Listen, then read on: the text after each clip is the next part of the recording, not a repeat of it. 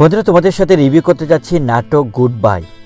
দেখো বন্ধুরা, একটি ক্লিয়ার ব্যাপার বলি, এখনও নারীরা কিন্তু তার কর্মজীবনে যখন যায় তারা কিন্তু নানা হয়রানির শিকার হয়।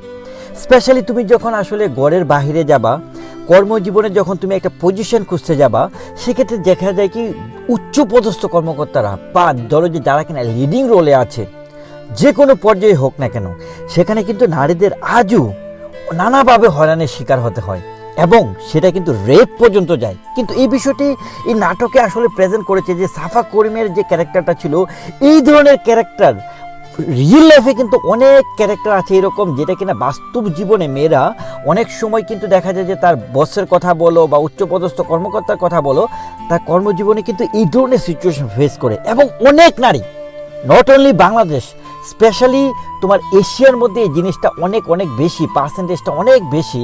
একটা হচ্ছে যে ধরো যে দুজনের মতে, যে তুমি আমি দুজন একমত, মানে উইদাউট এনি ফোর্স, ধরো যে কারোর সাথে যদি তোমার মনে করো যে কোনো এক ধরনের রিলেশনশিপে যায়, সেটা এক জিনিস। আরেকটা হচ্ছে যে নারীদের উপর যে ধরো যে হয়রানির, বিভিন্নভাবে শারীরিক মানসিক হয়রানির যে ব্যাপারটা, এটা স্পেশালি ধরো যে কান্ট্রিগুলো বলো যে তুমি ইন্ডিয়া, বাংলাদেশ, নেপাল, পাকিস্তান, এইসব কান্ট্রিগুলোতে তুলনামূলকভাবে অনেক বেশি। এবং এই পার্সেন্টেজের কথা আমরা বলি, এই পার্সেন্টেজটা কিন্তু আসলে সত্যিকার কথা যে একদমই মাইনর পার্সেন্টেজটা আমরা জানি। রিয়েল পার্সেন্টেজ এটা কখনোই হিসাবে কাগজে কলমে আসেই না। কারণ যখন একটা পাওয়ারফুল মানুষ যখন একটা মানুষের সাথে এরকম কিছু কোনো নারীর সাথে ধরনের কাজ করে, সেই বিষয়টা আসলে ঢাকা পড়ে যায়। আর একটা নারীও চায় না যে তার নিজেকে আসলে এরকম সিচুয়েশন ফেস করার পর সোসাইটির সামনে এসে জিনিসটা প্রতিবাদ করার সাহসটাই পায় না, বা পরিবার থেকেও এই সাহসটা দেখানো হয় না।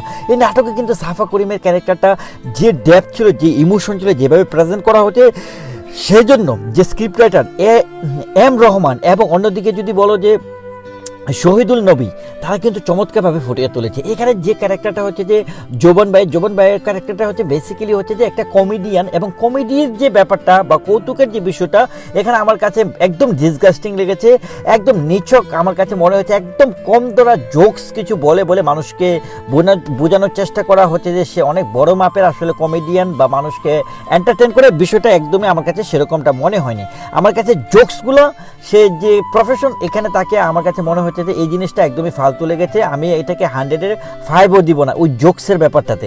বাট সাফা করিমের যে ক্যারেক্টারটা, বা একটা নারীর উপর যে অত্যাচারের কারণে নারীটা যে আসলে সুইসাইড করলো বা মারা গেল, সেই যে বিষয়টা, এই বিষয়টা কিন্তু চমৎকারভাবে ফুটিয়ে তুলেছে। এই জন্য কিন্তু স্ক্রিপ্ট রাইটারকে কিন্তু থ্যাঙ্কস দিতে হবে, ডিরেক্টরকে থ্যাঙ্কস দিতে হবে।